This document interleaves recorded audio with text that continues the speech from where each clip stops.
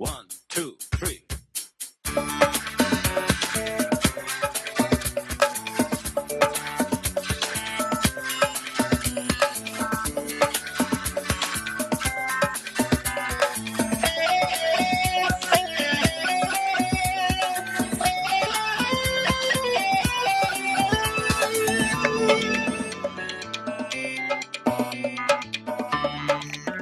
I am Magdalene.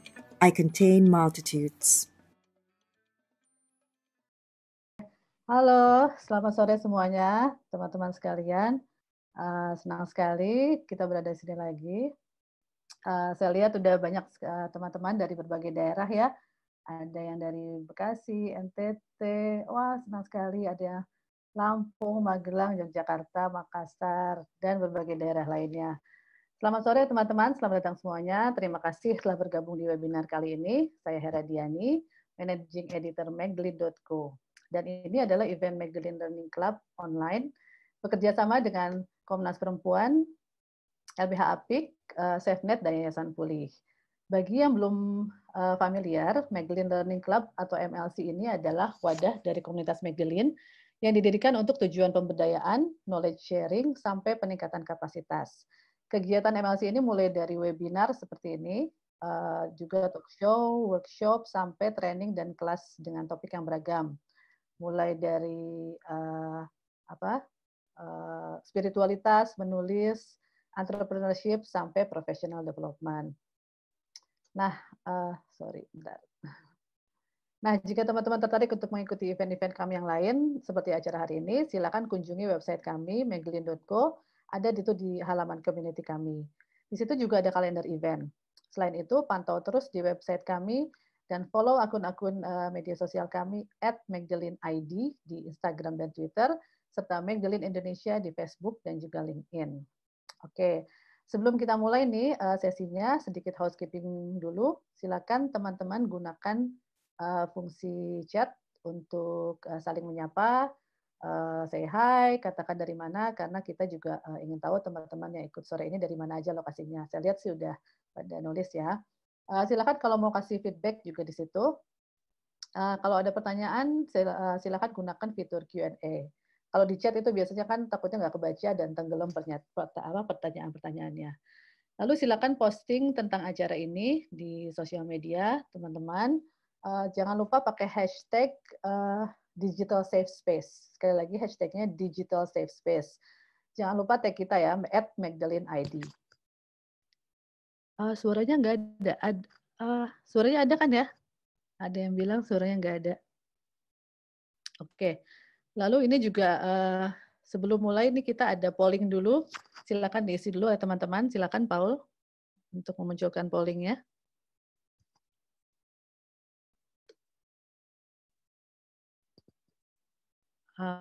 Ya, silakan diisi.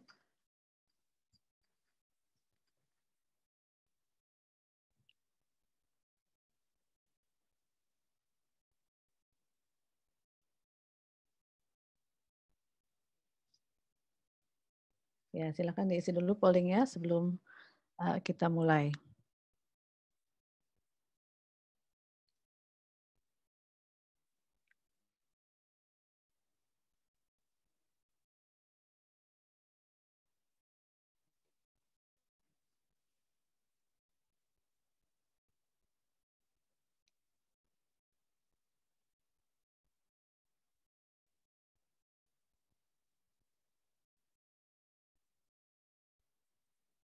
Baik. Masih polling ya.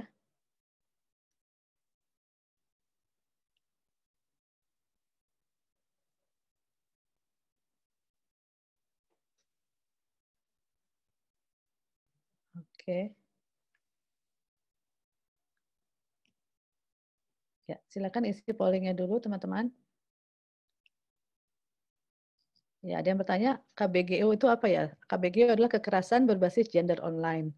Mungkin ada yang lebih mengenalnya sebagai cyberbullying, walaupun itu sebenarnya agak berbeda juga sih ya. Oke, sudah Paul?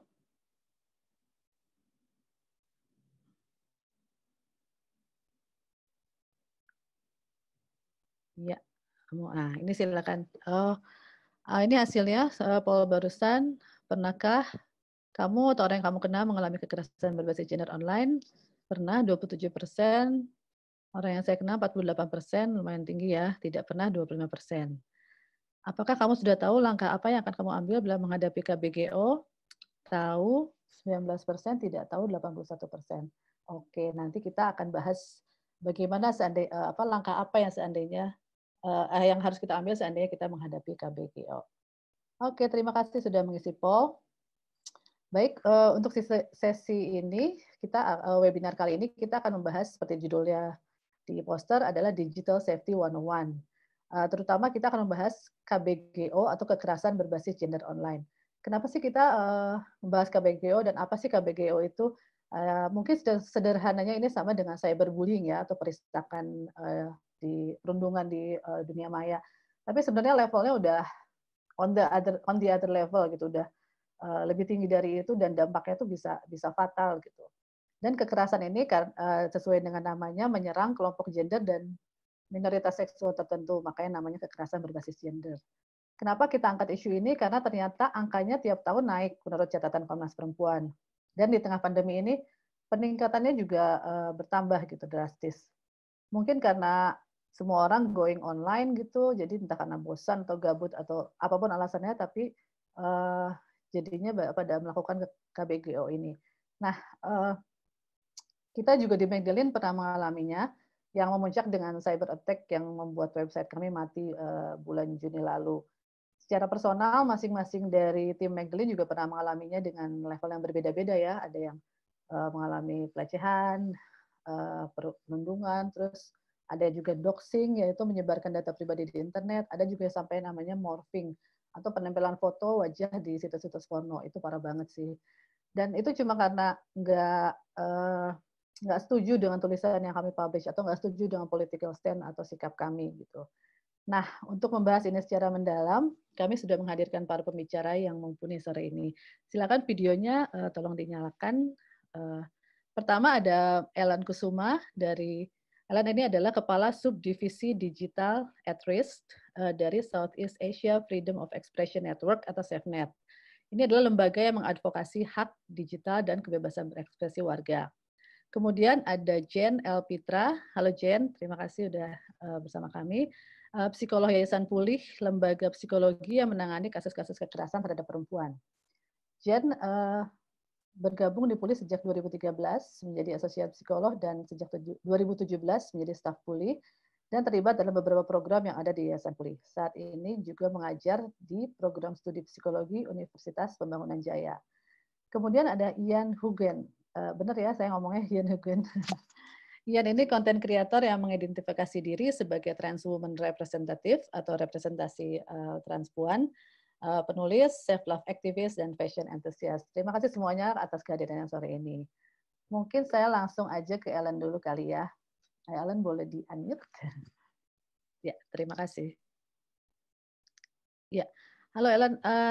Boleh diterangkan nggak apa sih sebetulnya KBGO itu, karena kayaknya masih banyak yang belum tahu atau mungkin belum sadar apa itu KBGO walaupun mungkin sudah mengalaminya. Ini di chat juga ada yang nanya apa sih sebenarnya KBGO itu, boleh dijelasin? Oke, tadi sebenarnya Mbak Hera udah menjelaskannya ya, tapi mungkin butuh pemahaman yang lebih lagi. Jadi kalau misalnya kita membagi, kalau kita melihat istilahnya sendiri, kekerasan berbasis gender online, itu ada 3 unsur di dalamnya, yaitu kekerasan berbasis gender dan online. Atau mungkin ada nanti mungkin teman-teman akan mendengarkan padanan lain seperti kekerasan berbasis gender siber. Itu sebenarnya lebih kurang similar ya, cuman penggunaan kata online dan siber ini aja yang agak sering saling bertukar gitu ya. Tapi intinya sama. Yaitu adalah tindakan kekerasan yang terjadi karena aku kalau melihat ke sini berarti ngeliat ke laptop ya, maaf teman-teman. Oke, nggak apa-apa. Tindakan kekerasan supaya nggak belibet ngomongnya. Tindakan kekerasan yang terjadi karena difasilitasi teknologi digital atau difasilitasi teknologi digital dan atau internet. Nah, ini yang mungkin harus dipahami ya. Karena teknologi digital itu tidak melulu terkait dengan internet. Gitu. Terus yang menyerang atau berdampak pada seseorang karena gender atau seksualitasnya. Jadi kalau 3 unsur ini tidak terpenuhi, bisa jadi biasanya sih yang terjadi itu adalah unsur kekerasannya ada, unsur online-nya ada, tapi unsur berbasis gendernya yang harus ditelisik lebih jauh gitu. Ada nggak masuk nggak unsur berbasis gendernya? Kalau nggak, berarti mungkin yang terjadi adalah kekerasan online. Nah, itu yang harus kita bedakan gitu ya. Karena kekerasan online itu dengan kekerasan berbasis gender online itu yang membedakan adalah unsur berbasis gendernya itu sendiri. Kayak misalnya doxing. Doxing itu bisa terjadi tanpa ada unsur gender sama sekali di dalamnya, karena itu adalah bentuk kekerasan online, yaitu pelanggaran privasi gitu ya. Itu. Nah, itu mungkin yang bisa dipahami dulu di awal. Sedangkan kalau berbasis gender itu biasa memuat motifnya, sedangkan online atau cyber itu membuat environment dari kekerasan itu sendiri gitu, difasilitasi oleh apa. Saya beri contoh bedanya teknologi digital, difasilitasi teknologi digital dengan difasilitasi internet gitu ya. WhatsApp itu adalah pesan, aplikasi pesan gitu ya, chatting apps yang hanya bisa berfungsi kalau terhubung dengan internet. Tetapi SMS tidak gitu. Jadi apakah kalau misalnya kita menerima kekerasan melalui SMS itu tidak termasuk KBGO? Ya masuk, karena itu adalah bagian dari teknologi digital.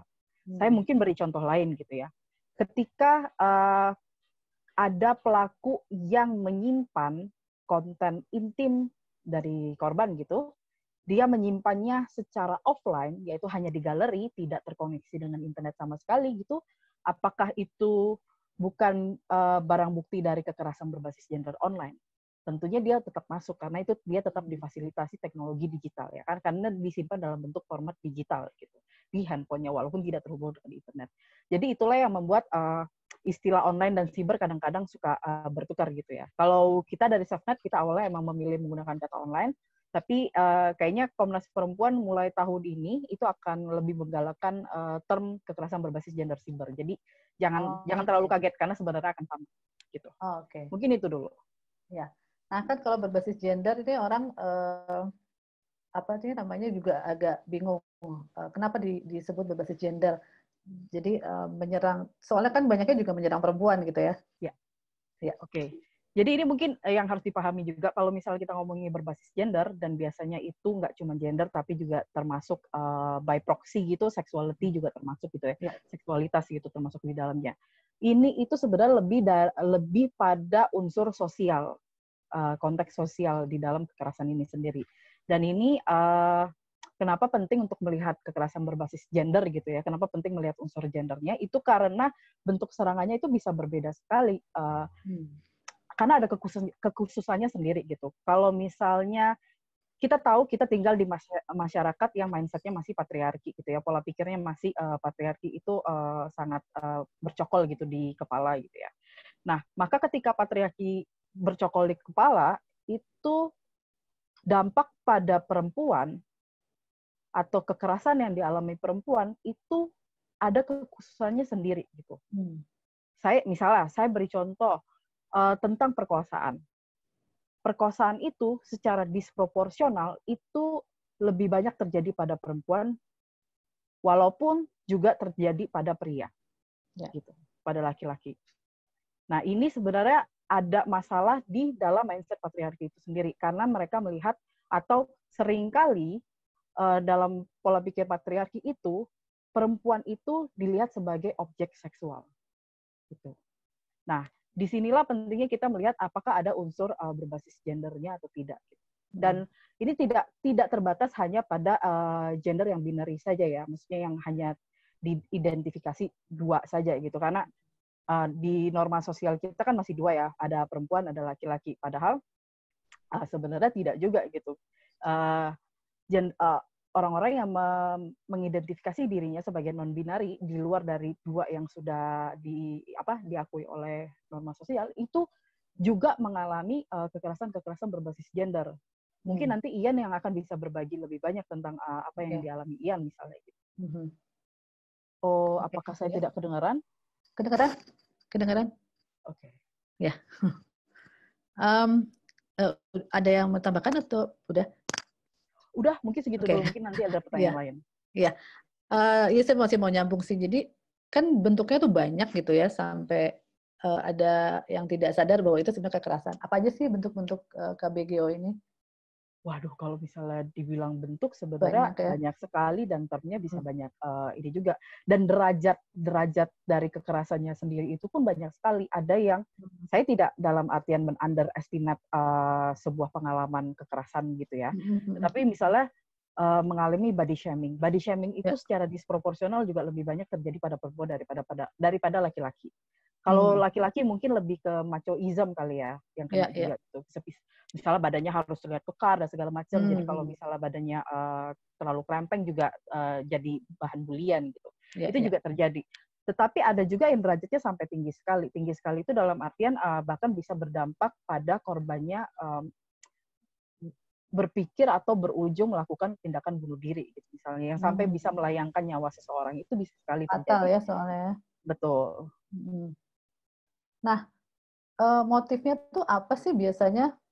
Yang paling banyak dibilang kan yang revenge porn gitu. Atau orang hanya ya karena objektifikasi atau apa sih sebetulnya motifnya? Oke. Jadi sebenarnya kalau kita ngomongin kekerasan berbasis gender secara umum ya, tidak hanya yang online gitu, itu sebenarnya ada pada situasi di mana seseorang sedang exercising, mempraktekkan gitu ya, yang namanya relasi kuasa. Ketika seseorang berupaya untuk menguasai orang lain, maka dia akan mengambil tindakan-tindakan yang bisa mengintimidasi orang tersebut. Nah, kalau kita ngomongin berbasis gender, maka biasanya yang dieksploit itu adalah gender. Dan tadi saya sebutkan by proxy seksualitasnya juga dieksploit gitu. Nah, seperti contoh salah satu kekerasan berbasis gender online yang memang sangat-sangat merajalela tidak cuma di Indonesia, tapi ini adalah fenomena global gitu ya. Saya lihat bahkan negara-negara maju di Eropa, di Amerika, New Zealand, dan segala macam itu juga mengalami hal yang sama terkait penyebaran konten intim ini, terutama penyebaran konten intim yang non-konsensual, itu yang menjadi trouble gitu kan. Kenapa ini kemudian jadi masalah atau menjadi alat yang bisa digunakan laki-laki atau digunakan pelaku gitu untuk exercising relasi kuasanya? Ya karena kita berada di mindset yang mana ketika perempuan terlihat telanjang, itu adalah sebuah aib gitu. Nah, ketika perempuan merasakan itu adalah aib, itu dia tereksploitasi, dia terintimidasi gitu kan.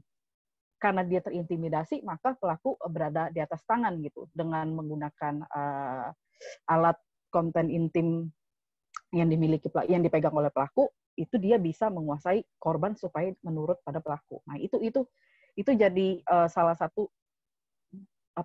satu kejadian atau salah satu ancaman kekerasan berbasis gender online yang paling banyak terjadi saat ini. Oke. Nah, di pandemi ini katanya juga meningkat ya kasus-kasus KBGO ini. Dari aduan pelaporan ke Safenet sendiri bagaimana? Betul. Jadi Safenet kan memang mitra Komnas Perempuan untuk pelaporan kasus-kasus kekerasan berbasis gender online. Kami menyediakan 2 layanan gitu ya.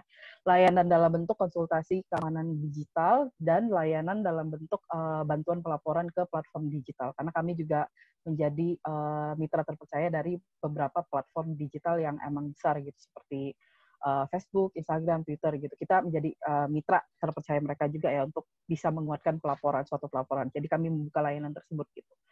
Nah, itu tahun lalu secara total, in total gitu ya. Tahun lalu itu sebenarnya Safenet belum secara menyeluruh itu membuka layanan pendampingan ini. Tetapi tahun lalu sendiri kami mencatat ada sekitar 60 kasus yang kami dampingi secara langsung gitu ya. Bersama korban gitu. Dari 60 kasus sendiri itu 45 kasus itu terkait NCII atau non-consensual dissemination of intimate images yang tadi saya sebut, penyebaran konten intim non-konsensual gitu. Dari 45 NCII tersebut, itu pun masih terbagi lagi ada revenge porn, ada sextortion, dan ada yang motifnya masih belum kelihatan, jadi kita kategorikan sebagai NCII dulu gitu. Kalau revenge porn dan sextortion itu sama atau beda sih? Beda. Bedanya itu terletak pada motif dan biasa ini pelakunya ya, tujuan pelakunya gitu. Kalau revenge porn itu sebenarnya kami agak kurang suka menggunakan kata revenge porn karena problematik ya. Revenge itu kan balas dendam, artinya porn itu adalah pornografi. Revenge itu seakan-akan pelaku itu berhak melakukan hal ini karena si korban sudah salah duluan sama dia. Jadi si pelaku mengancam korban ini untuk balas dendam gitu. Jadi seakan-akan emang posisi korban sudah salah dulu. Gitu. Dan kata porn sendiri atau pornografi itu kan sebenarnya lebih identik pada konten-konten hiburan ya, konten hiburan dalam artian entertainment gitu ya. Kita tidak bisa memungkiri hal itu gitu, bahwa porn is an entertainment industry, gitu, part of entertainment industry. Nah, di situ menurut saya problemnya adalah porn ini sendiri karena identik dengan industri entertainment atau industri dunia hiburan gitu, itu seakan-akan memang yang namanya konten intim itu pasti pornografi. Padahal konten intim yang barangkali diserahkan oleh korban pada pelaku, baik consented ataupun non-consented, itu sendiri adalah bukan konten yang ditujukan untuk dunia hiburan. Itu hanya ditujukan untuk pasangannya gitu kan. Mereka sedang berada dalam relasi intim. Jadi kata revenge porn ini memang problematik kalau bagi kami, walaupun kami masih tetap menggunakannya ya. Nah, kalau revenge porn ini biasanya yang terjadi adalah pasangan atau mantan pasangan itu menggunakan konten intim untuk supaya pasangannya tidak memutuskan, atau si mantan pasangan maksa balikan. Jadi, karena gue megang konten intim lo, jangan putusin gue. Karena gue megang konten intim lo, balikan aja sama gue. Kalau nggak gue sebarin. Itu. Pemerasan sih ya jadinya. Betul. Nah, kalau sextortion itu agak beda ya. Sextortion ini biasa pelakunya orang asing. Dan tujuan pelaku itu adalah melakukan pemerasan. Pemerasannya bisa monetary dalam bentuk uang gitu, atau pemerasan yang lain. Pemerasan yang lain itu seperti, ya udah, kalau lo nggak mau konten ini gue sebarin, kirim lagi ke gue konten intim yang baru gitu. Terus atau yang lainnya lagi pemerasan dalam bentuk, ya udah, kalau lo nggak mau ini gue sebarin, lo have sex lagi sama gue gitu, berhubungan badan lagi sama gue. Jadi ada motif pemerasan di situ, ada sesuatu yang di gain dari pelaku dalam bentuk biasanya material gitu ya. Dan ini sama problematiknya sih, dan biasanya ada transaksi di situ gitu kan. Cuman yang perlu dipahami lebih jauh, biasanya itu motif ekonomi yang membuat kekerasan ini terjadi untuk sextortion biasanya. Oke. Gitu. Mungkin itu ya ini ya, bentuk-bentuknya. Banyak banget. Ini maksudnya ini kita baru bahas yang terkait penyebaran konten intim karena dia memang paling marak terjadi ya. Tapi kekerasan berbasis gender online itu tidak berhenti di situ. Bahkan misalnya ketika terjadi pengawasan online, ketika kamu handphonenya dipasangin stalkerware atau spouseware gitu, atau ya semacam spyware tapi khusus untuk pasangan gitu. Bagaimana lokasi kamu selalu di-track gitu kan.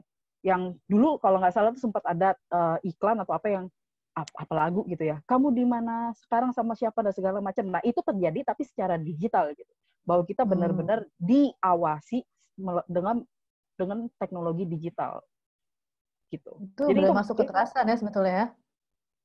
Itu sebenarnya udah masuk kekerasan karena itu bagian dari pelanggaran privasi. Tahu password pasangan juga sebetulnya ya sudah kekerasan ya itu. Jadi sebenarnya kalau kita mau ngomongin kekerasan atau tidak, saya sih cenderung untuk melihat apakah ini consented atau tidak. Karena kalau dia sudah tidak consented, itu berarti sudah terjadi kekerasan. Ya kan? Tetapi konsen sendiri ini pun kita harus memeriksa. Karena konsen sendiri ada yang abuse. Ya. Betul. Kalau misalnya dia tidak terinformasi dengan baik, apakah benar konsen yang dia berikan itu adalah fully consent? Gitu? Apakah dia tahu ketika memberikan pasangan pada password itu konsekuensinya apa saja? Kalau misalnya tidak, berarti konsennya harus dipertanyakan. Begitu. Oke. Ya, makasih Alan. Nanti aku akan tanya lagi, tapi sekarang mau ke Ian dulu. Ian, boleh di-unmute ya? Ya, Ian. Halo. Kalau Ian katanya sudah pernah mengalami KBGO, tapi sebelumnya udah aware belum dengan istilah KBGO sendiri? Sejujurnya aku juga baru cukup paham sama istilah itu. Yang lalu sempat ada webinar juga sama Kak Ellen. Hai Kak Ellen, kita bertemu lagi.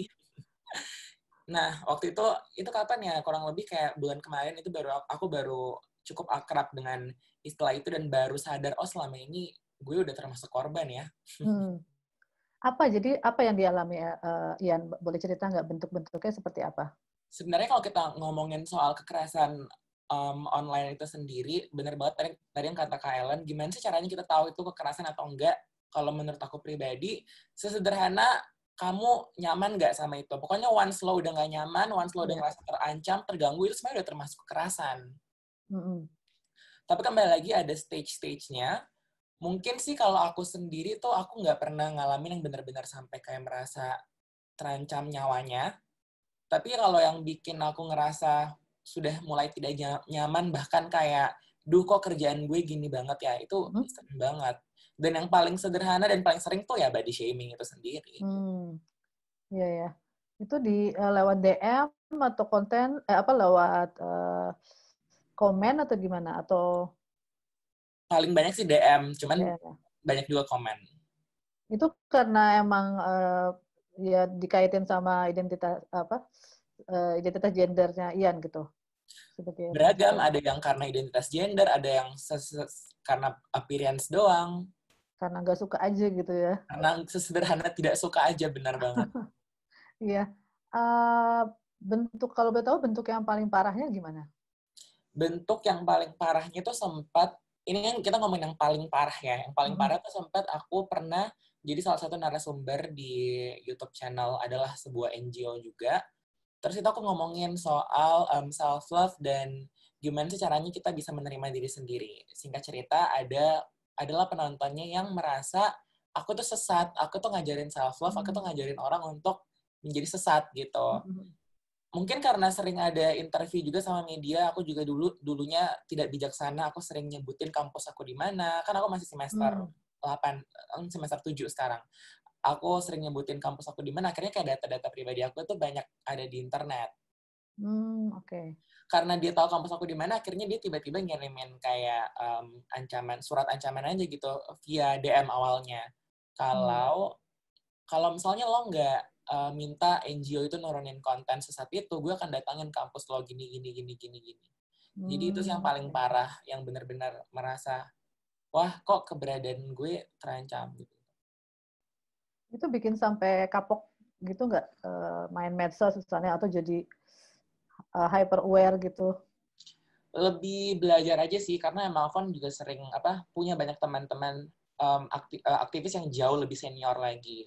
Mereka akhirnya sering ngasih petua, dan aku juga ngambil itu sebagai sebuah pelajaran, di mana setiap mau kerja sama NGO harus bikin surat pernyataan dulu kalau misalnya mereka akan melindungi gue secara hukum gitu. Oh, I see, ya. Akhirnya sekarang jadi pelajaran aja, tapi tidak bikin kapok pastinya, karena emang sekarang kita harus butuh orang yang semakin banyak untuk berani speak up kan. Ya, oh bagus ya. Aku lihat di ininya sih di Instagramnya, aku suka by the way dengan konten-kontennya dan sketch-sketchnya gitu. Ada beberapa kan yang berani gitu ngeliatin seksualitas dan ini. Aku suka sih, tapi aku ngebayangin pasti banyak gitu yang akan, ya apalagi kan ada yang konten yang lagi masturbasi atau apa, itu pasti banyak yang protes gitu. Pernah nggak sampai jadi melakukan self censorship gitu? Aduh, kira-kira ini bakal diprotes atau diserang nggak nih gitu tuh? Karena terus terang kita sempat setelah cyber attack itu agak ada perasaan seperti itu gitu. Kalau misalnya yang konten-konten yang sensitif seperti aku pernah ngajarin followers aku, nggak apa-apa nggak pakai hati asal jangan lupa pakai kondom gitu. Itu tuh aku merasa PH itu adalah karya aku, di mana aku ngerasa art itu tidak seharusnya punya batasan atau peraturan. Jadi kalau misalnya untuk untuk di karena batasan aku jadi takut untuk mengekspos karya aku sampai sehari ini sih kayaknya belum pernah ya, karena aku juga rasa walaupun followers aku tuh beragam banget, jadi kayak ya udah, ada yang bisa menerima, ada yang tidak bisa menerima pastinya, cuman itu sama sekali tidak mempengaruhi aku dalam berkarya sih, karena kembali lagi aku tuh berkarya sebenarnya bukan untuk dapat please siapa-siapa gitu, aku berkarya sesederhana untuk yang menyalurkan aja apa yang aku pengen aspirasikan. Oke. Keren. Nanti aku akan balik lagi ke Ian. Sekarang aku mau ke Jen dulu. Jen, pengen nanya sih dari aspek psikologis dan juga Yayasan Pulih. apakah Yayasan Pulih banyak menangani kasus korban KBGO sejauh ini?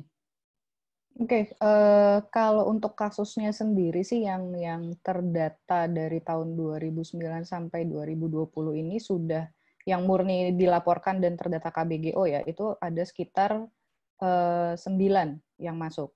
Tapi ini belum termasuk klien-klien yang awalnya terdata mengalami kekerasan dalam pacaran di dunia nyata gitu. Justru yang mengalami di dunia nyata di kami datanya masih lebih banyak. Tapi ternyata setelah melakukan proses konseling, beberapa kali proses konseling, dan kita kan pasti akan bertanya mengenai dinamikanya ya gitu. Ternyata mereka-mereka ini juga mengalami yang namanya KBGO itu gitu. Jadi sebenarnya kalau misalnya kita benar-benar dikompilasi datanya ya yang pasti akan lebih banyak dibanding 9. 9 itu yang terdata murni KBGO dan baru melaporkan gitu. Gitu sih. Kalau di Pulih. Jadi sebetulnya banyak tadi ya banyak yang belum sadar bahwa itu bentuk kekerasan gitu. Karena awalnya banyak juga yang kalau tadi kan Kailan sempat bilang bahwa sebetulnya bentuk KBGO itu sangat banyak sekali dan sangat beragam gitu. Banyak banget teman-teman yang mungkin di luar sana juga belum terlalu aware terkait dengan bentuk-bentuknya KBGO ini kayak apa aja. Yang paling mereka aware adalah ketika tingkat keseriusannya itu udah semakin tinggi tadi gitu, yang tadi Kailan juga bilang. Terutama ketika ada ancaman penyebaran konten seksual atau misalnya diancam oleh pacarnya untuk tetap menjalin ya udah kalau misalnya lo mau putus gue sebarin nih video intinya. Nah itu memang akhirnya kayak lebih booming dalam tanda petik dibanding yang lain karena mereka sendiri menganggap itu menjadi lebih serius dan dampaknya di diri mereka juga menjadi lebih besar dibanding misalnya kayak yang tadi terkait dengan dipasangin GPS alat ada di mana nih, kamu ada di mana sama siapa gitu. Kadang-kadang yang lagi pacaran suka nggak sadar kalau itu ternyata sudah melanggar privasi gitu. Dianggapnya tuh kayak oh ya udah biar tahu bisa ngontrol dan karena sayang. Padahal itu sudah termasuk ke pelanggaran privasi. Dan balik lagi, kalau seandainya secara konsensus, yuk kita pasang sama-sama, ya. Tapi seberapa konsen sih gitu? Apakah benar sama-sama konsen atau jangan-jangan ada misalnya intimidasi-intimidasi atau ancaman-ancaman tertentu dan manipulasi sehingga yang membuat salah satu pihak akhirnya memutuskan ya udah deh dipasang aja deh alatnya daripada cari ribut atau daripada berantem kayak gitu. Gitu-gitu. Oke. Kalau bicara soal dampak, apa sih dampaknya secara psikologis untuk korban KBGO ini? Apakah juga sama dengan dampak psikologis kekerasan pada umumnya gitu? Kalau kita berbicara mengenai dampak psikis, sebetulnya antara satu individu dengan individu lain pastinya akan mengalami dampak yang berbeda-beda gitu. Karena kan ada karakteristik individu juga, terus tergantung juga dari penghayatan individu yang mengalami terkait kejadiannya, seberapa besar support atau dukungan yang dia miliki ketika dia mengalami masalah ini. Apakah dia tahu dan bisa cerita nih, misalnya ke teman baiknya atau apa gitu. Sehingga kalau bisa dibilang apakah dampaknya sama, semuanya akan selalu mengarah ke depresi, belum tentu gitu. Karena antara satu individu dengan individu lain pastinya akan berbeda. Lalu apakah dampaknya ini sama dengan misalnya ketika kekerasan ini terjadi di dunia nyata gitu ya. Kalau ini kan konteksnya online. Bisa dibilang sebetulnya kurang lebih akan mirip gitu. Hanya saja ada kekerasan yang mungkin tidak dialami oleh penyintas-penyintas yang mengalami kekerasannya tuh di dunia nyata gitu. Kayak misalnya secara psikologis mereka pasti akan mengalami yang namanya kayak kehilangan trust, kemudian ada kebingungan yang sangat besar, lalu bisa juga mereka menjadi sangat frustrasi karena identitas mereka kan akhirnya juga tersebar luas kemana-mana. Dan apalagi kalau kita berbicara mengenai media digital, itu begitu tersebar, bisa di-track kemana-mana. Dan jejak digital kan tidak hilang. Gitu. Sementara kalau seandainya dia mengalami di dunia nyata, let's say, dan itu tidak tersebar di dunia maya, masih ada kemungkinan karena isu ini masih dianggap tabu, dia masih bisa bilang, enggak kok, saya tidak pernah mengalami itu. Ada kemungkinan misalnya dia masih kayak ada usaha menutupi kejadian. Kalau ini tuh ke dirinya sendiri ketika dia mengalami kekerasan gender berbasis online ini, dia akan, waduh ini nanti gimana ya, ke pekerjaan saya gimana. Jadi dampaknya tidak hanya ke psikis jadinya, bisa ke ekonomi juga, karena nanti kalau tempat kerja saya tahu, atau misalnya nanti kalau tempat saya kuliah atau misalnya tempat saya belajar tahu, gimana? Kalau guru-guru saya tahu, kalau orang tua saya tahu, gimana? Jadi kompleksitasnya akan ada kekhasan tersendiri sih gitu. Lalu kalau nggak cuman ekonomi, tapi bisa juga ke fisik gitu. Gimana caranya ya? Kok bisa ke fisik? Sebetulnya karena dari psikisnya itu, karena dari dampak psikis ketika misalnya dia stres atau mengalami kecemasan-kecemasan yang, dan dia juga tidak memiliki support yang bisa mendukung dia untuk mengatasi permasalahan ini bisa berdampak ke psikisnya, ke fisiknya dia juga. Misalnya bisa aja dia jadi self harm, atau ketika tadi konteksnya adalah body shaming, dia jadi secara psikis dia jadi questioning dirinya dia sendiri gitu kan. Jadi sebenarnya gue ngerasa kok jelek banget ya jadi orang, atau misalnya kok iya nih kulitnya hitam atau apa, sehingga dia melakukan berbagai upaya untuk mengubah self-image-nya dia juga gitu loh. Sehingga ini juga bisa berdampak ke kehidupan sosialnya dia. Gitu. Jadi ketika ngomongin dampak psikis dan juga dampak secara secara makronya ini sangat ada keterkaitan satu sama lain gitu. Oke, terima kasih Jen. Sekarang aku pengen ngomongin ke topik kita dalam judul webinar ini, digital safety. Nah, mau tanya Ellen, gimana sebetulnya kita bisa mencegah KBGO ini dari sisi digital safety ini? Dan kalau misalnya kita sudah menjadi korban, apa yang harus kita lakukan gitu? Baik, kalau kita ngomongin, saya putus-putus ya? Sedikit, tapi udah kok, udah. Udah. Nah, kalau misalnya kita ngomongin digital safety dalam dalam konteks personal ya, ada beberapa hal yang perlu kita pahami. Menurut saya ada 2 pengetahuan dasar yang penting untuk kita pahami kalau terkait dengan konteks dunia digital itu sendiri, yaitu 1 terkait privasi, 2 terkait konsen. Itu. Dengan 2 pemahaman ini kita akan memiliki kapasitas untuk bisa menjaga diri kita lebih baik lagi di dunia digital. Contoh lainnya, dengan saya paham soal privasi, soal konsen, terkait data pribadi, yang apa saja yang bisa saya share dengan orang lain, bagi konteks internet itu sama seperti kita berada di satu ruang publik yang sama, walaupun kelihatannya ada sekat-sekat gitu ya, padahal sekat-sekatnya juga sebenarnya sekat-sekat yang mengabur gitu. Misalnya kayak dari Twitter ke Facebook, itu kita bisa dengan mudah sharing konten antar platform gitu ya, lintas platform itu sangat mudah sekali terjadi. Tapi ternyata konteks ini yang juga masih tidak terlalu dipahami oleh para pengguna internet. Kalau saya lihat literasi digital di Indonesia sendiri itu masih PR banget gitu. Walaupun kalau misalnya kita lihat laporan-laporan terkait pengguna internet atau media sosial di Indonesia tuh kesannya pesat sekali ya, penetrasinya tinggi gitu, udah di atas 50% gitu. Kalau nggak salah, angka terakhir tuh kita penetrasi 64% warga negara Indonesia itu sudah punya akses internet, dan setengahnya itu sudah media sosial, bahkan menyediakan waktu lebih kurang 7 jam atau 8 jam gitu untuk di media sosial saja gitu.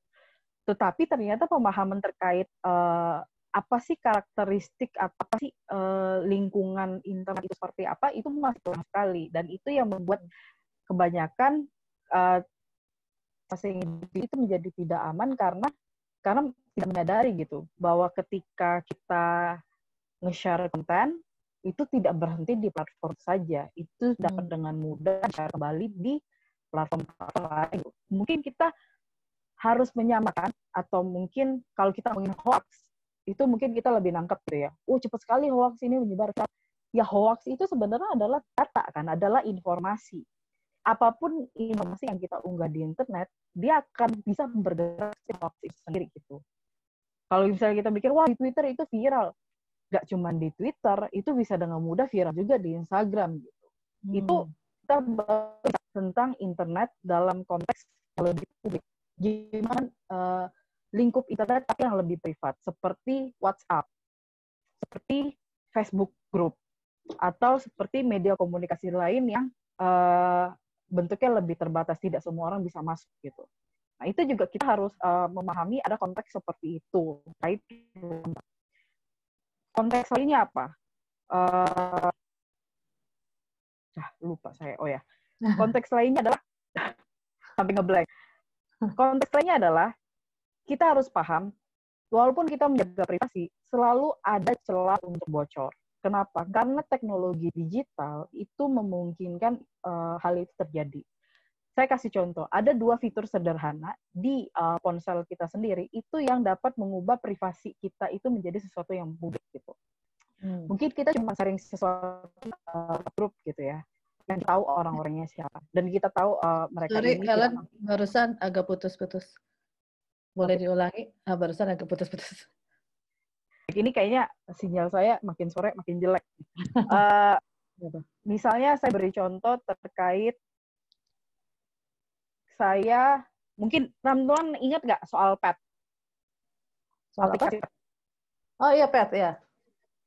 Pet itu kan katanya awal cuma berapa 150 orang ya, terus kemudian besar jadi 500 orang gitu kan. Itu kan dapat sebagai aplikasi yang pertemanan tapi yang lebih privat gitu dibanding misalnya Twitter, Facebook, Instagram pada saat itu gitu ya.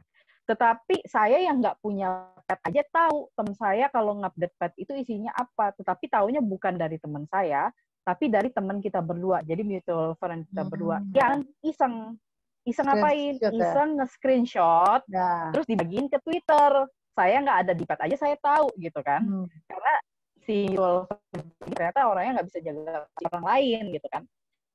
Ini makanya penting bagi kita sendiri untuk memahami dulu nih, pengetahuan dasar atau basic knowledge yang kita perlukan itu adalah terkait privasi, terkait konsen. Dan itu kalau kita ngomongin privasi dan konsen, itu nggak cuma berhenti di diri kita sendiri. Orang-orang kita juga, orang-orang di sekitar kita itu juga jadi bagian atau menjadi lingkup yang berpotensi menjaga keamanan kita atau justru membahayakan keamanan kita. Ya. Saya contoh sederhana yang lain.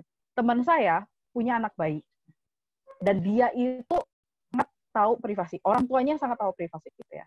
Jadi maksudnya teman saya ini. Jadi foto anaknya tuh benar-benar jaga banget, nggak diupload di media sosial sama sekali. Sayangnya, keluarga besarnya kan masih ya namanya nenek kakek gitu kan. Aduh lucu gitu kan. Dipoto, dimaki ke media sosial. Sampai-sampai teman saya ini kalau misalnya menitipkan anaknya ke orang tuanya, ke nenek kakek gitu ya, dia harus ngasih disclaimer dulu. Nggak boleh foto. Kalau mau foto boleh, tapi nggak boleh disebarkan ke grup atau manapun. Cuman disimpan sendiri. Dia harus sampai melakukan itu gitu. Atau kalau ketika dia sharing foto anaknya ke WhatsApp grup, dia harus menempelkan kalimat di dalam foto tersebut, disclaimer hanya untuk di dalam grup, tidak boleh di-share ulang. Sampai segitunya. Karena emang terkait keamanan tidak hanya bicara kita sendiri, harus lebih menyeluruh. Gitu sih. Oke.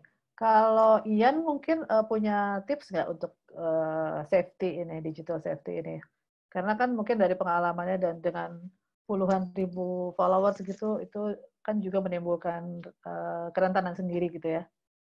Ada nggak tips? Menurut aku pribadi sih, mungkin ini aku bisa kasih tips dari apa yang sudah aku alami, dan ini juga bukan dari kacamata seseorang pekerja digital, tapi dari kacamata orang yang aktif lah di sosial media. Mungkin aku bisa kasih sedikit petua ke teman-teman untuk ketahuilah jangan terlalu kayak bagiin hal-hal privat di sosial media, sesederhana alamat, kampus atau kantor atau apapun itu, nomor handphone, nomor pribadi. Karena ya itu kembali itu se-crucial itu, sesensitif itu. Singkat cerita kan waktu kemarin ini pas kita udah mulai pandemi kan aku ya di kosan aja terus kan. Terus aku segabut itu kayak aku sering foto-fotoin sudut. Jadi aku punya hobi baru, aku suka menghias kosan aku. Kayaknya sekarang semua orang lagi into furniture, into plants. Tapi aku nggak into tanaman. Aku cuma into furniture. Jadi aku banyak beli furniture baru dan aku ngerasa kamar aku bagus, makanya aku fotoin. Nah, singkat cerita, cuman sesederhana foto-fotoin sudut-sudut rumah, alamatnya viral. Kayak, kok kalian tahu gue tinggal di mana? Dan itu sempat bikin aku takut, sempat bikin aku merasa tidak aman dan tidak nyaman, karena aku emang dari kecil tuh selalu diajarkan sama orang tua aku. Ini bukan karena aku pekerja digital ya, tapi karena emang dari kecil emang diajarin, jangan pernah kasih tahu alamat kamu ke siapapun. Karena ya kita nggak tahu kan orang bisa seiseng apa, orang bisa sejahat apa. Makanya waktu itu sempat kayak, wah, alamat aku udah viral waktu saat itu bulan April, dan viralnya itu di TikTok. Yang aku sendiri nggak punya TikTok pada saat itu. Kayak, wah kok ini bisa gitu-gitu. Aku ngerasa benar-benar tidak nyaman dan benar-benar merasa terganggu. Bahkan sempat berencana mau pindah kosan saking... Dan orang tuh banyak yang bilang, Yan lo lebay. Itu bukan lebay, itu adalah bentuk dari cara aku untuk merasa nyaman kembali gitu. Itu sih. Jadi kayak, jangan terlalu hobi berbagi gitu. Bahkan kalau di story yang untuk close friend pun itu juga riskan ya. Karena kembali lagi tadi kata Kak Ellen, kita nggak tahu orang tuh screenshot tuh cuma 2 kali tekan gitu. Kalau di iPhone, iPhone cuma 3 kali tekan udah bisa screenshot. Jadi kayak we never know. Kalau dari ini sendiri Jen ada nggak tipsnya gitu untuk mencegah atau kalau misalnya kita udah jadi korban harus gimana? Kalau untuk mencegah sih sebenarnya dari saya sendiri cukup sama ya dengan Ian dan Ellen gitu. Yang pasti yang harus kita remind ke diri kita, hati-hati banget deh gitu. Balik lagi bahwa ini digital. Ketika ini sudah masuk ke digital, ke media digital gitu, ini akan seumur hidup ada di sana rekam jejaknya. Meskipun tadi ketika misalnya kalau kita main di Instagram, kita bisa nge-share ke private circle aja gitu. Tapi tetap aja kita nggak akan pernah tahu siapa yang iseng nih gitu, nge-screen capture terus tiba-tiba nyebarin. Karena ini sebenarnya ya banyak banget kejadian kayak gini. Terus hati-hati banget kayak nyebar data-data pribadi, tadi benar banget, terutama alamat. Terus kalau yang suka live Instagram, misalnya, hai guys, gue lagi di sini. Nah, itu juga biasanya harus sangat hati-hati, karena bisa aja nanti ada yang stalking atau apa tiba-tiba didatengin. Kan itu sesuatu yang juga bikin nggak nyaman ya gitu, bikin sangat nggak enak dan diri kita sendiri was-was gitu loh nanti ke depannya. Nah, kalau tadi ada juga kalau misalnya di komentar-komentar di komentar post tuh gimana sih kita menanganinya, gimana ngejawabinnya kalau seandainya ini ada di komentar post. Yang pasti balik lagi sih, maksudnya jangan ketika kita ngelihat itu komentar pasti rasanya kan nggak enak ya, kayak menyerang diri kita, dan yang pasti akan kena self image kita sendiri gitu. Kita perlu tahu batasan diri kita nih gitu. Ketika lagi ngerasa marah dan gak oke, mendingan gak usah dibalas dulu gitu, daripada yang ada ujung-ujungnya adalah berantem di komen atau juga debat kusir yang gak jelas dan justru bisa impacting ke kita lebih dalam gitu. Kita perlu clarify dulu ke diri kita, oke, ini kayaknya I'm still okay apa enggak. Kalau seandainya kita sendiri udah ngerasa kayaknya gue udah nggak oke, mendingan ya kalau misalnya bisa menutup si komennya itu ditutup, kemudian kita cari help, bisa ke teman deket yang kita percaya gitu, atau misalnya cari bantuan profesional jika dirasa emang kita udah nggak bisa nanganin ini sendiri gitu. Yang pasti ya itu sih, lalu harus menanganinya juga dengan apa ya, kepala dingin gitu. Apalagi kalau kita yang kena, pasti sih yang reaksi awal pasti akan sangat gitu loh. Cuman kita take times dulu gitu. Kita kasih jarak dulu buat kita sendiri nih, sebenarnya apa yang sedang saya alami. Saya masih oke nggak dealing sama ini gitu. Lalu cerita gitu ke orang yang bisa dipercaya gitu. Jangan sembarangan orang juga, atau justru malah nge-share ulang di Instastory, guys gue baru dapet gini-gini. Wah itu kan jadinya jadi semakin bisa semakin blunder dan semakin parah gitu. Gitu sih. Oke, terima kasih. Ini udah banyak yang bertanya nih, tapi sebelumnya sebelum kita ke pertanyaan, Paul akan ada another polling, ada polling lagi. Silakan Paul dimunculkan. Tolong isi ya teman-teman.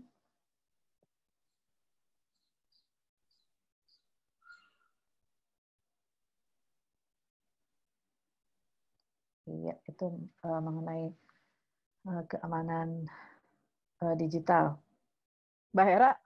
Ya. Aku mungkin boleh nambahin beberapa tips praktis boleh, kali ya? Boleh, silakan. Sebentar, ini muncul skipol. Oke, beberapa tips praktis yang biasanya aku praktekkan itu adalah satu, ketika ingin memposting sesuatu atau mengirimkan sesuatu ke orang lain, itu saya membayangkannya seperti menempel sesuatu di dalam angkot. Dan itu biasanya sedikit mengerem kemauan saya untuk memposting atau mengirimkan sesuatu pada orang lain. Kenapa? Karena kita kadang-kadang susah ya membayangkan sesuatu yang abstrak seperti internet itu seperti apa. Maka saya biasanya mencoba langsung menganalogikanya dengan misalnya di dunia nyata itu seperti apa gitu. Nah, saya membayangkan kalau memposting sesuatu di media sosial atau mengirimkan sesuatu di aplikasi pesan gitu, saya selalu membayangkannya seperti menempelkan sesuatu di dalam angkot. Yang kita nggak tahu angkot itu siapa saja yang akan naik, ya kan? Kita nggak tahu apakah orang-orang yang naik di dalam angkot itu cuma ngelihat doang, apa kemudian screenshot atau kemudian melakukan sesuatu dari informasi yang dia dapatkan atas tempelan saya di dalam angkot. Nah, itu jadi cara baik bagi saya untuk mengerem sendiri. Misalnya contoh aja, kan kadang-kadang ada orang ya yang suka lalai gitu ya, berpikir, pasti kalau ngunggah KTP aja di internet mah nggak apa-apa kali ya, orang gue bukan siapa-siapa, siapa sih yang merhatiin gue gitu kan, siapa sih yang mau nyakitin gue gitu. Karena merasa bukan siapa-siapa inilah kadang-kadang kita lalai, sehingga kita memposting beberapa informasi kita yang sebenarnya penting untuk kita simpan, data pribadi kita gitu ya. Jadi mungkin itu tips yang bisa membantu teman-teman. Tips lainnya yang bisa saya berikan adalah semua platform digital itu biasanya menyediakan fitur-fitur keamanan atau fitur-fitur yang bisa membantu kita lebih lebih aman di dunia bukan di dunia digital, di platform mereka lah setidaknya gitu. Privacy setting gitu ya? Privacy setting, security setting itu adalah biasanya yang saya lakukan setiap saya install akun baru, yang saya baca selalu itu. Dan saya tidak akan membacanya cuma sekali. Yang namanya platform digital, dia akan selalu improve their application gitu ya, their platform digital gitu. Jadi mereka pasti akan selalu menambahkan fitur-fitur baru yang bisa membuat kita lebih aman. Misalnya Instagram tadi seperti yang Ian bilang gitu ya. Instagram sendiri sudah ada fitur di mana kita bisa mute kata-kata yang kita tidak suka untuk dengar. Jadi kita bisa melakukan muting atas kata-kata yang membuat kita, menurut kita adalah harassing buat kita gitu kan. Kita sering mendengar kata ini dan ini mengganggu, ya sudah kita masukkan saja kata itu dalam fitur mute ini sehingga kita tidak perlu melihat kata tersebut lagi gitu. Jadi manfaatkan fitur-fitur yang emang sudah disiapkan oleh platform digital untuk membuat kita lebih aman. Gitu. Jangan kita ketika membuat akun itu maunya posting aja, terus maunya interact aja, terus tapi kita tidak pernah ngecek setting privasi, setting keamanan. Nah, itu menurut saya perlu dilakukan saat kita membuat akun digital. Oke, terima kasih tipsnya. Kita di Magdalene tuh video kamera lensa videonya laptop kita pakai stiker SafeNet tuh. Cuma di saat pandemi ini kan banyak Zoom call, banyak video call, jadi buka tutup akhirnya lepas gitu. Akhirnya lepas. Pakai selotip, Pak. Aku juga saat ini kamera belakang handphoneku, karena ini pakai handphone kan, itu lagi aku tutup pakai tisu. Jadi kalau misalnya ke flip, nggak kelihatan kamarku kayak apa gitu. Jadi emang kita bisa nyari cara ya yang membuat kita lebih aman dengan cara kita sendiri gitu. Kita yang bisa menentukan level aman kita itu sejauh mana. Karena konteks setiap orang kan berbeda-beda, tidak sama. Oke, thank you. Silakan Paul di-share ininya apa namanya hasil. Nah ini hasil pollingnya ya sudah 58% mengunci semua akun media sosial ya udah pada sadar. Lalu mengganti password 42%, menyimpan kontak lembaga layanan 29%, sudah mempelajari langkah yang harus diambil 42%. Oke, terima kasih. Mungkin mulai sekarang udah harus simpan itu kontaknya SafeNet dan pulih kali ya. Mudah-mudahan sih nggak perlu sampai ini. Oke, ini ada pertanyaan nih. Ini kayaknya kekhawatiran banyak orang juga, apalagi terkait sama kasusnya Baik Nuril ya waktu itu ya. Nah, Mbak, apakah misalnya bila mantan pacar saya memiliki video kami saat berhubungan seks, lalu pada saat putus, saya ingin menghack handphone mantan saya tersebut untuk menghilangkan video tersebut, apakah saya dapat dituntut balik dengan Undang-Undang ITE? Karena menurut saya menyewa hacker untuk mekanisme keamanan saya. Wah, ini udah a few steps ahead gitu ya, udah sampai menyewa hacker. Itu gimana? Ellen dulu mungkin. Menurut saya, yang kamu lakukan itu termasuk pelanggaran privasi. Oke.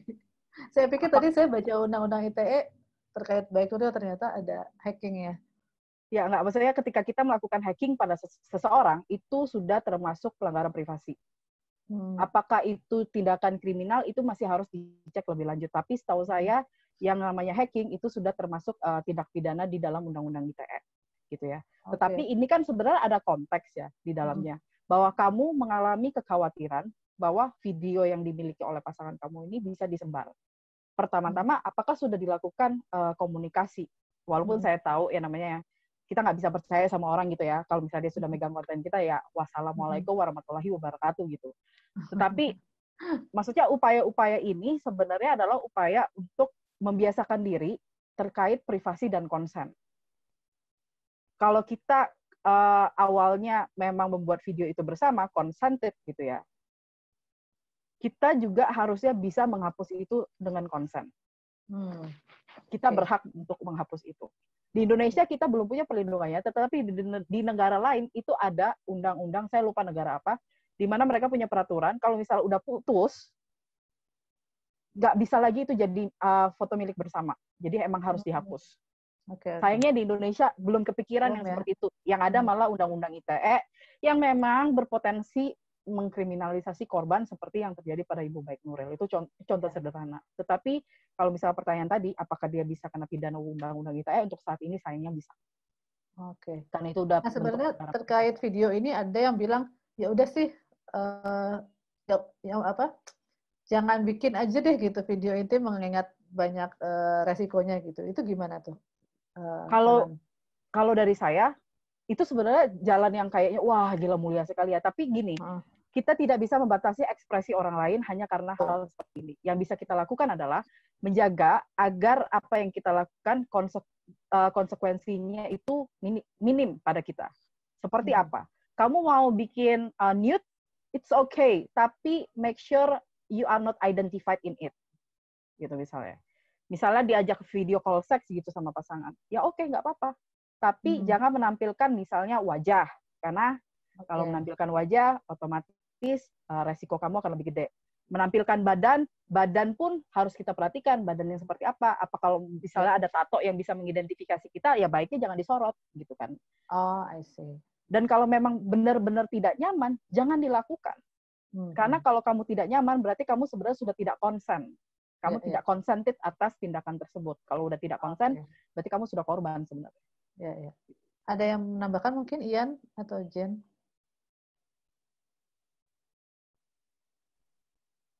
Kalau aku mungkin udah terwakilkan ya sama dengan Kak Ellen, singkat, jelas dan padat. Oke, mantap Kak Ellen.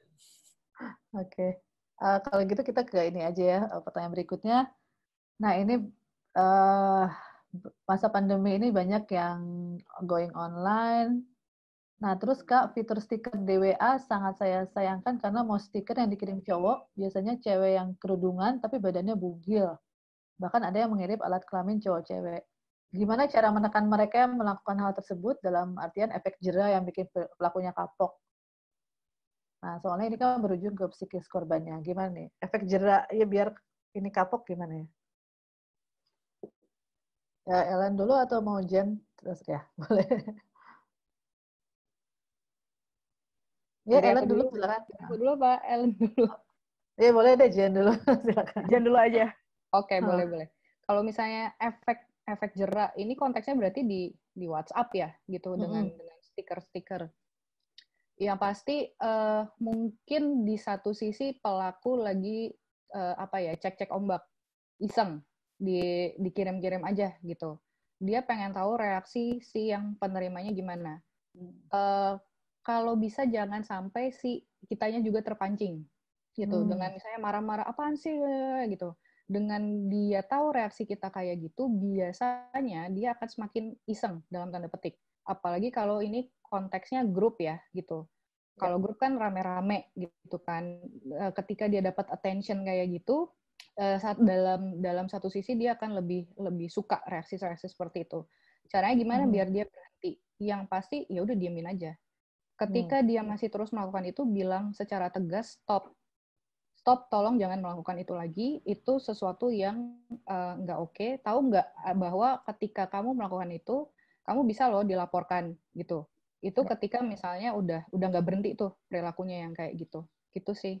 Kalau sampai efek jera yang gimana-gimana juga kayaknya ya sejauh ini yang bisa dilakukan itu sih. Karena kan nggak mungkin kita ngomel-ngomel sampai kayak gimana juga gitu kan. Malah jadi senang malah mereka. Iya, malah jadi senang gitu. Dan yang pasti ya berikan pemahaman bahwa it's not okay gitu loh. Oke. Dari Ian mungkin ada ini soal efek jera biar orang kapok gitu gimana? Halo Ian, atau dari Ellen dulu mungkin. Oke, sebenarnya. Oke, Ellen. Oke. Nggak apa-apa, Ian dulu. Barusan kamu putus-putus ya. Silakan Ian. Jadi kalau aku pasti pertama tegur dulu. Bener kan kajian tadi tegur kalau misalnya, karena kan kita juga sebenarnya tidak bisa mengkontrol apa yang kita, if that makes sense. Jadi kalau misalnya pun kita sudah merasa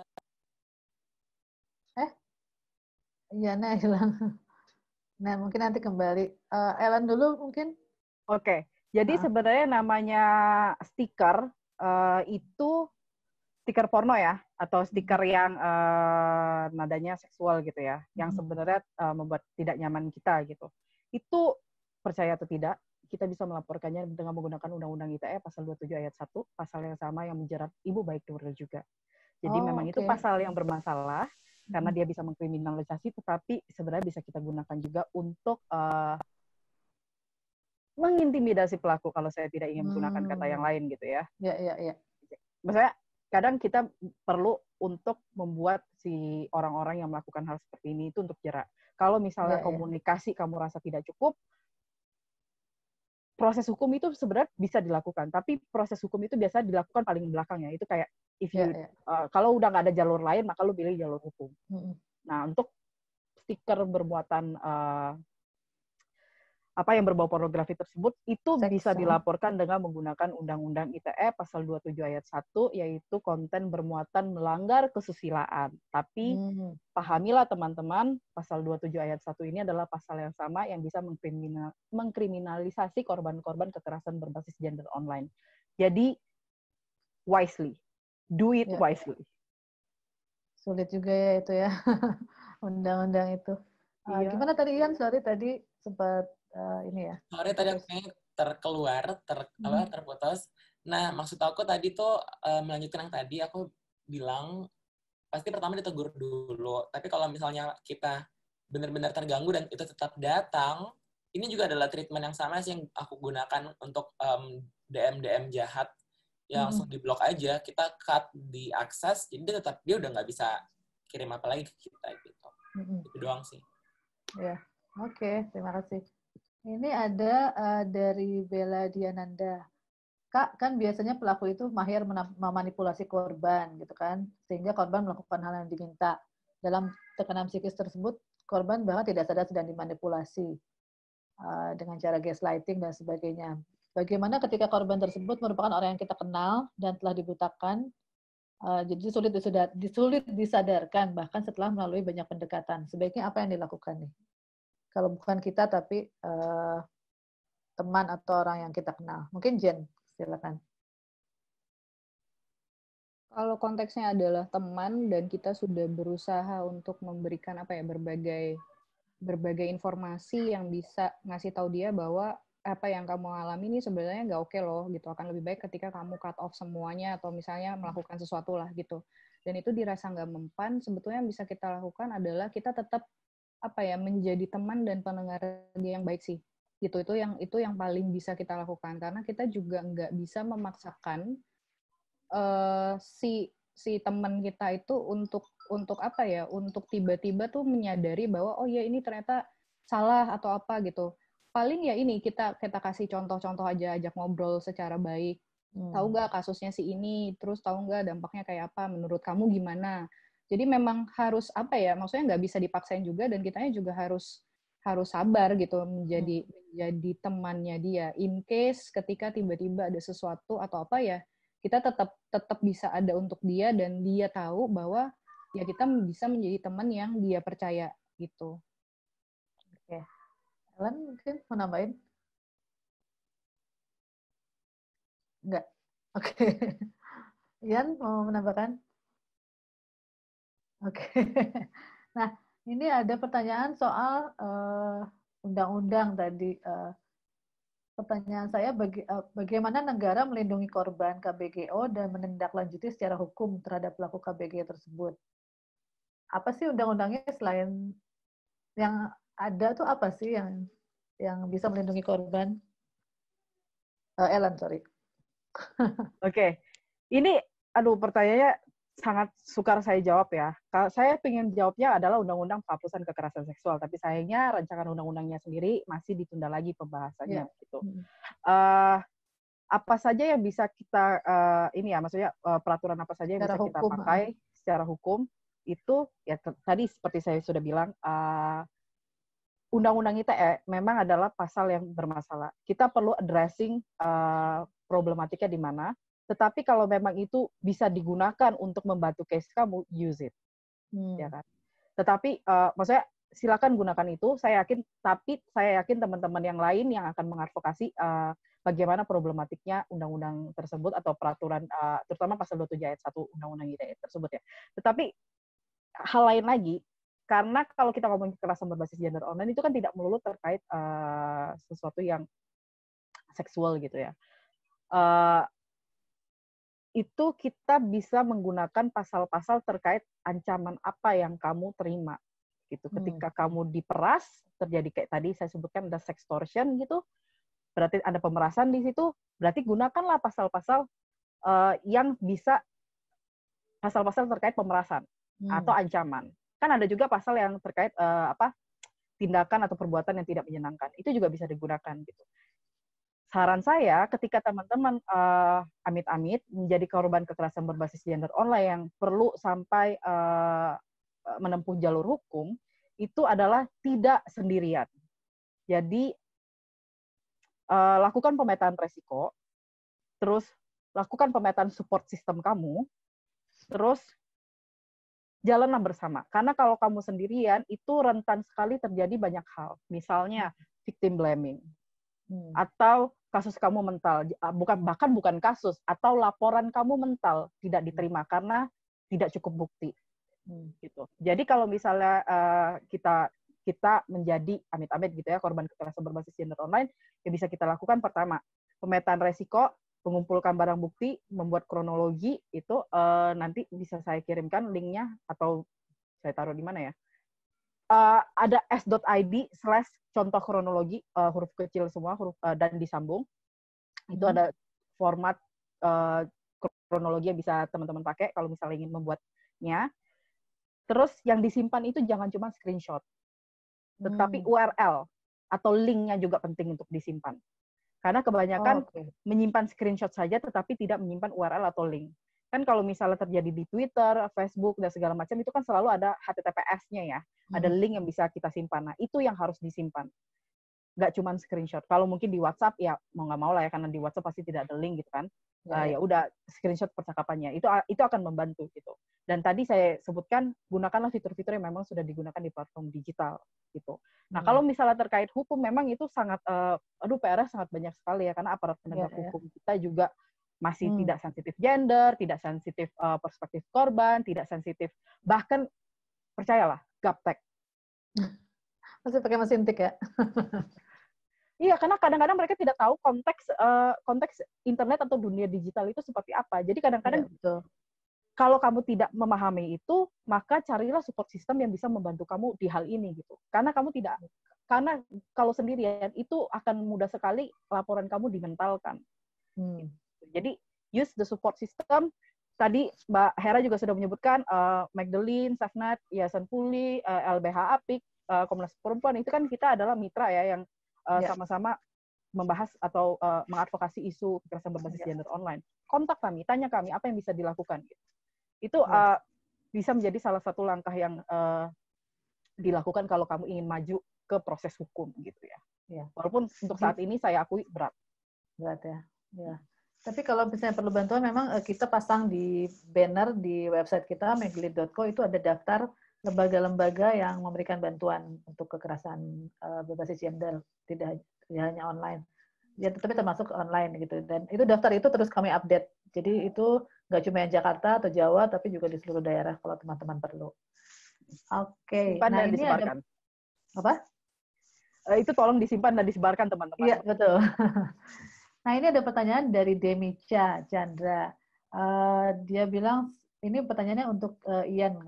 Saya seringkali mendapatkan komen dan DM yang mengarah ke body shaming dan kontennya negatif mengarah ke seks. Ini sangat membuat saya insecure dan tidak pede untuk bersosialisasi. Saya trans seperti Kak Ian. Mungkin Ian bisa ngasih respons atau tips atau pertama, apa tadi aku kurang dengar, dia juga apa yang bertanya siapa namanya? Namanya Demica Chandra. Ya, dia seorang transpuan seperti Kak Ian. Dia bilang dia sering dapat komen dan DM yang mengarah ke body shaming dan konten yang negatif mengarah ke seks gitu, objektifikasi mungkin ya. Ini sangat membuat insecure dan tidak pede untuk bersosialisasi. Bagaimana nih sarannya? Kalau aku sih responnya ada dua. Pertama yang untuk kamu ketahui untuk diri kamu sendiri, dan yang kedua tuh untuk untuk menanggapi orang jahat itu. Kita sebutnya orang jahat ya. Kalau untuk diri sendiri, pertama ini untuk semua orang juga sih, bukan cuma untuk transpuan, untuk semua orang. Kalian harus tahu dulu, kalian harus tahu worth kalian itu apa, kalian harus tahu kalian itu nilainya seberapa, kalian harus tahu kalian itu se-oke dan apa diri kalian. Kalau kalian udah tahu, you know that you are fine, you know that you are beautiful, you know that you are okay with everything in you, ya udah pas nanti orang-orang datang, anggaplah body shaming, lo kok gini, mungkin kalau teman-teman transpuan paling sering, lo itu kurang perempuan deh, lo itu kurang ini, kurang itu. Others' opinion won't matter anymore karena kayak lo udah membekali diri lo dengan segala cinta dan kasih dari lo untuk diri lo sendiri. Jadi itu yang paling pertama, yang paling penting ya. Cintailah dirimu sendiri karena kalau misalnya lo udah cinta sama diri lo udah tahu diri lo itu se-oke dan se-apa gitu, pas ada orang-orang yang menghujat, orang-orang yang mengomentari appearance apalagi, itu tuh udah nggak gitu, oh ya udahlah ya, nggak gitu peduli gitu. Tapi kalau misalnya udah capek dengan segala sesuatu yang datang kayak, oh kok ini nggak berhenti-berhenti sih yang hate ini, ya kembali lagi, blok aja. Karena aku tuh udah berkarir di dunia per-Instagraman tuh sebenarnya baru 3 tahun kan itu masih seumur jagung lah ya. Cuman tuh apa yang aku pelajari adalah kita tuh emang tidak bisa mengkontrol orang-orang jahat itu. Jari-jari netizen tuh secepat itu gitu untuk menyebarkan kebencian. Dan kalau misalnya semuanya mau direspon, semuanya mau kayak kita masukkan ke hati, yang rugi tuh nantinya kita sendiri, bukan mereka. Jadi apa yang paling gampang dilakukan ya blok aja. Itulah gunanya Instagram punya tombol blok gitu. Ya, betul sekali. Silakan semua follow Ian, itu dia sering memberikan pesan-pesan yang bagus ya, message-message bagus tentang self love gitu. Itu sangat uplifting.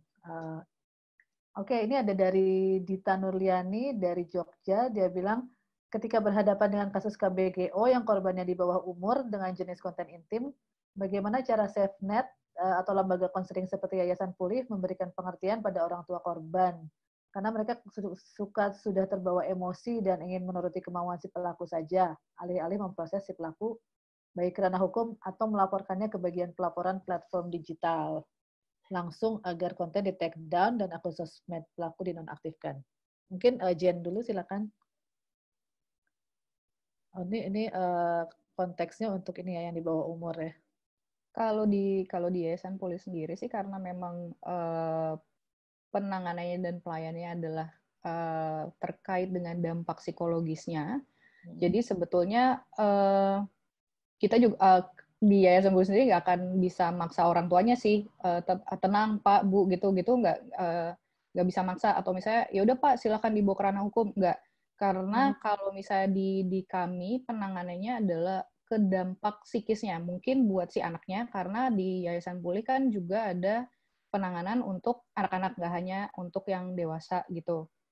Nah, kalau konteksnya anak atau di bawah umur, ini juga tidak menutup kemungkinan ketika orang tuanya juga membutuhkan layanan pendampingan psikologis juga gitu. Karena kan mau tidak mau pasti akan sangat terdampak juga ya, apalagi kayak misalnya kasus-kasus yang pelecehan atau kekerasan seksual yang dialami oleh anak-anak di bawah umur. Tapi kami sendiri bukan dalam ranah yang nge-push atau mendorong harus segera dibawa ke ranah hukum. Apalagi kalau misalnya kami melihat kondisi psikologis anak maupun orang tua itu juga belum siap gitu loh ketika diproses secara hukum. Kecuali misalnya dalam karena kita juga cukup banyak mendapatkan rujukan-rujukan dari LBH Apik, itu artinya memang sudah diproses secara hukum terlebih dahulu gitu. Itu akan beda ketika misalnya dia datang tidak mendapatkan rujukan atau belum memproses ini secara hukum gitu. Tapi along the way mungkin ada kemungkinan misalnya ketika orang tuanya udah lebih jernih lah melihat situasi ini, dan kita tetap memberikan edukasi bahwa ini akan lebih baik jika misalnya dibawa ke proses hukum dan kemudian orang tua akan setuju, oke, kita akan ngebawa ini ke proses hukum, ya kita akan memberikan support gitu sih kalau di Yayasan Pulih. Oke. Ellen mungkin bisa menambahkan? Tadi dia nanya SafeNet, kalau SafeNet gimana? Sebenarnya kalau dari SafeNet kita memang menemukan beberapa pelaporan terkait KBGO, terutama ancaman penyebaran konten intim itu usianya itu kebetulan belum 18 tahun gitu ya. Secara legal kan pelaporan ke polisi itu bisa tidak didampingi oleh orang tua kalau sudah 18 tahun ke atas gitu. Nah, ini memang agak rumit ya, karena kebanyakan yang mengadu itu selalu menyebutkan kekhawatiran paling besarnya adalah takut ketahuan orang tua. Jadi saya melihat memang ada masalah komunikasi yang komunikasi yang belum transparan antara orang tua dengan anak gitu terkait isu seperti ini. Apa yang bisa dilakukan oleh SafeNet? Pertama yang kami lakukan adalah menjaga komunikasi dengan korban, karena prioritas kami itu adalah korban, bukan orang tua korban. Itu. Nah, terus bagaimana nih kalau misalnya anak ini sama sekali tidak mau orang tuanya tahu, maka kami tidak akan menghubungi orang tuanya sama sekali gitu. Kecuali kami melihat tidak ada jalan lain, maka yang kami lakukan adalah begini, hasil dari pemetaan resikonya itu ada beberapa opsi yang bisa kamu ambil. Opsi mana yang mau kamu ambil? Karena tiap opsi ada pro dan kontranya.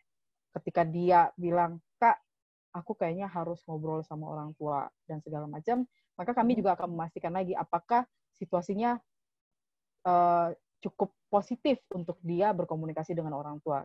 Karena kalau misalnya kita bahas di konteks pandemi seperti ini, kan banyak yang tidak bisa keluar rumah sama sekali gitu kan. Mungkin ada yang aku bisa deh Kak nggak di rumah tapi di kosan gitu. Tapi tidak semua orang bisa melakukan hal seperti itu kan. Maka kami harus ngecek lagi apakah dia berada dalam posisi yang kalau bicara dengan orang tua, apakah tidak ada resiko lain yang akan dihadapi sama dia? Iya, itu sih. Kenapa? Oke. Putus-putus Oke ya? deh. Iya. Itu sih, tapi Makasih, prioritas barusan kami agak terputus-putus sih, komunikasi dengan tapi korban. kayaknya udah tangkap.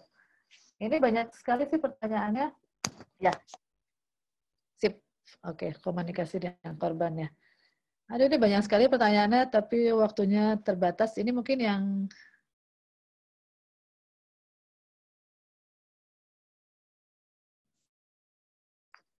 halo. Oke, sorry. Internetnya agak nggak stabil. Halo, udah kedengeran ya? Ya, ini pertanyaannya banyak, tapi waktunya nih terbatas. Ada tadi saya udah ini hilang nih. Sebentar. Jadi sekarang ini belakangan di media sosial banyak sorry. Belakangan di media sosial banyak sekali yang meng-call out atau spill atau expose cerita soal kasus kekerasan seksual dengan mencantumkan foto dan nama jelas terduga pelaku, chat pelaku dengan korban, juga info-info lainnya. Postingan tersebut biasanya datang dari orang yang dekat dengan korban. Apakah hal tersebut baik dilakukan? Jika iya, baiknya seperti apa dan kapan? Apakah ada dampaknya ke proses pendampingan korban jika akhirnya pendampingan dilakukan? Mengingat sebagian besar kasusnya belum pernah dilaporkan dan diproses serta korban belum mendapat pendampingan. Gimana nih, Ellen? Yes, aku lihat sih suka ada sering ya di Twitter ya itu expose seperti itu. Ya, kayaknya calling out pelaku di Twitter itu jadi salah satu jalan keadilan sosial gitu ya bagi korban, karena mencari keadilan hukum itu masih berat sekali ya. Tetapi balik lagi ini, satu, kalau misalnya ingin melakukan call out, pastikan kamu bukan melakukan call out atas nama korban, tapi sebenarnya tanpa persetujuan dan tanpa sepengetahuan korban. Berarti kamu tidak memiliki konsen dari korban. Yang kedua, pastikan prioritas kamu adalah korban, bukan outing pelaku. Karena itu adalah hal yang berbeda. Gimana ya ngomongin? Karena ini sedikit tricky ya kalau kita ngomongin ya udah call out aja di media sosial gitu, pasang aja si terduga pelaku atau memang si pelakunya gitu kan, karena kalau kita ngomongin terduga itu mungkin bahasa yang terlalu hukum gitu ya. Kalau memang korban memang sudah punya bukti pelakunya adalah siapa, call out aja gitu di Twitter. Tapi ini sebenarnya tricky, kenapa? Karena ini bisa digunakan misalnya kalau pelaku adalah dalam posisi lebih berkuasa, dalam artian misalnya punya modal gitu ya, orang kaya gitu misalnya, atau ternyata anak pejabat gitu kan, dia bisa menggunakan call out ini sebagai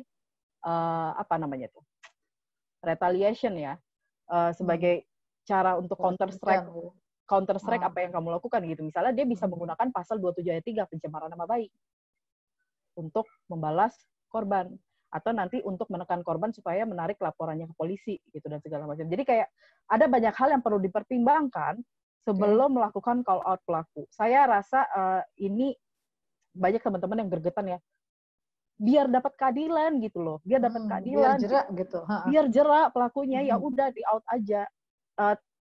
Boleh, gak apa-apa, saya bukan dalam posisi yang melarang teman-teman ingin melakukan apapun gitu ya. Semua keputusan ada di tangan teman-teman. Tapi satu, perhatikan keamanan korban.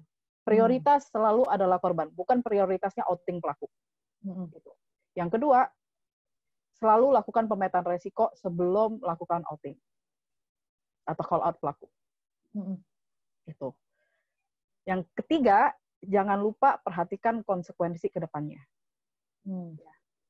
Karena kalau misalnya tidak hati-hati dalam proses call out-nya, jangan-jangan informasi terkait korban juga bisa disebarkan. Korban juga bisa didoxing oleh orang-orang yang merasa atau netizen yang membela pelaku gitu. Ini bisa berbahaya buat korban. Jadi itu yang harus diperhatikan juga sebelum melakukan call out. Gitu ya. Ya. Terima kasih. Jen mungkin mau menambahkan dari sisi korban gitu. Sebetulnya secara umum sih sama ya, seperti yang tadi Kak Ellen juga sebutkan gitu. Yang pasti kita harus analisis risikonya dulu nih. Ketika itu disebarkan, benar nggak akan terjadi keadilan sosial gitulah. Yang kedua yang pasti ya do no harm ke korbannya lah. Apalagi kalau misalnya kasusnya ini nih lagi ditangani dan lagi mendapatkan proses pendampingan secara psikologis.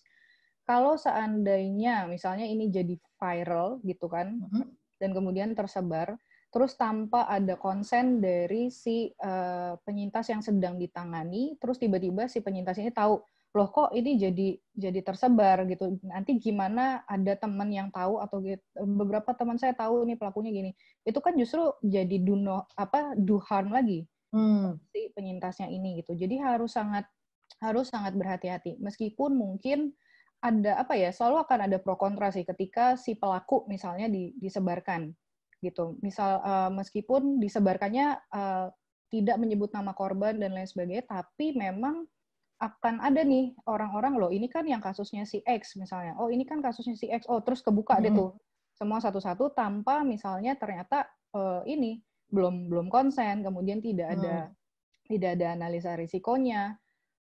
Meskipun tidak menutup kemungkinan ada misalnya orang di luar sana yang tiba-tiba ngeliat, loh ternyata dia berkasus, saya pikir hanya saya sendiri yang mengalami.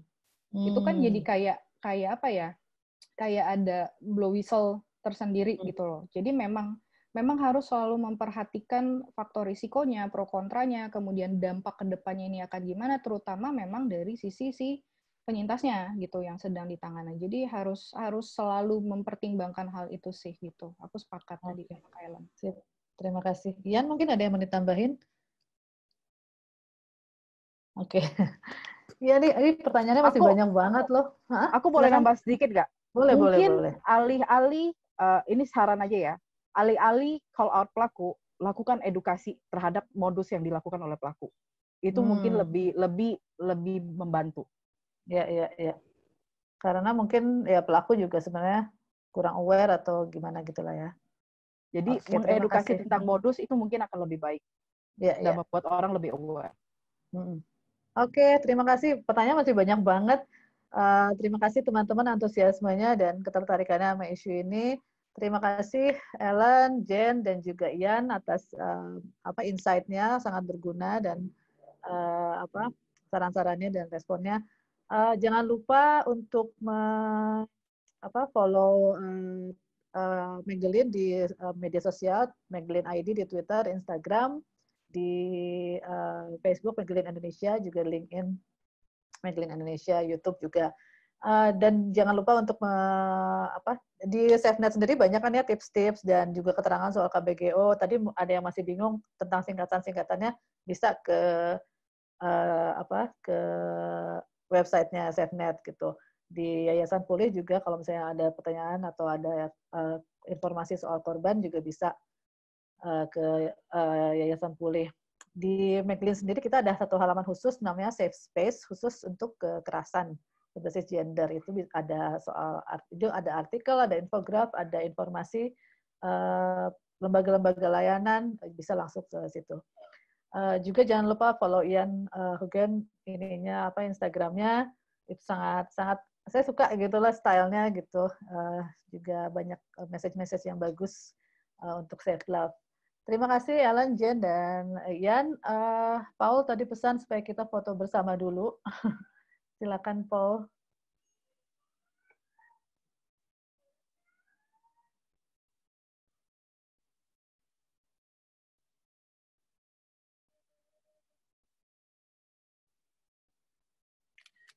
Oke, kayaknya udah ya. Oke, terima kasih semuanya. Sampai ketemu lagi. Terima kasih teman-teman telah mengikuti webinar ini. Sampai ketemu di webinar selanjutnya. Bye.